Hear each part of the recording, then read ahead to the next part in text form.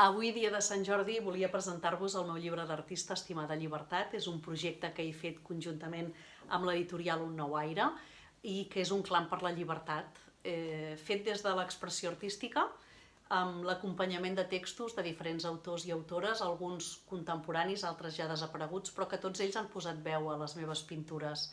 Estimada Llibertat comença des d'un sentiment d'identitat, de pertinença a un territori, perquè crec que és a partir d'aquest arrelament que podem prendre compromís social i polític i més enllà de l'interès individual.